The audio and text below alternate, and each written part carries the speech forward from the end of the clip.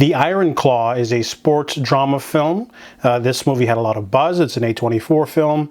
There's that photo of Zac Efron looking really chiseled with the large abs and the dorky haircut from the late 70s, early 80s.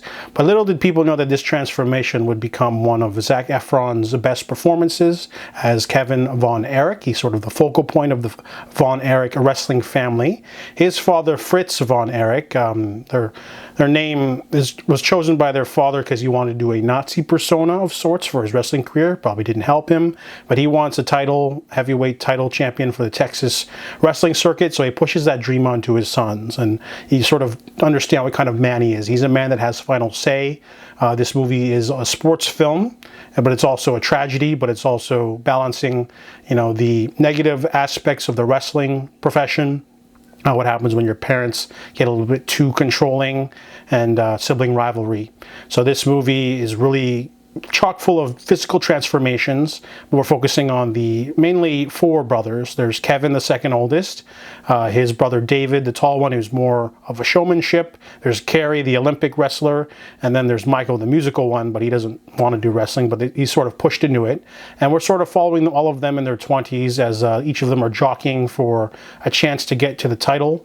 And when one of their dreams fails, the other ones are pushed out, and it's sort of a interesting little mix of a family drama and a sports film. The movie has a great look, and the physical transformations from everyone is amazing. There's Zac Efron, obviously, because he looks super ripped and chiseled, but there's also Jeremy Allen White. I haven't seen him in a lot of stuff, but his neck is huge, and I didn't even recognize Harris Dickinson. He is so good in this movie. He plays the older brother David, or not older brother, but the taller brother David. And there's other family members too. Maura Tierney's great as the mom. She's very understated. There's also Lily James, who's really good. She's the romance. This is a very searing, topical, excellent drama sports film, chock full of amazing performances. It'll leave you an emotional wreck, to be honest. It's so well balanced. Sometimes the movie's not even focused on the wrestling. There's actually like a large wrestling match between Ric Flair and Carrie, and it's not even shown. We're sort of shown just some voiceover and like a beautiful shot of the sunset. So it's more of a searing family drama than it is a sports film, but it's definitely a movie that will move you. So I really enjoyed The Iron Claw, and I give it an 8.5 out of 10.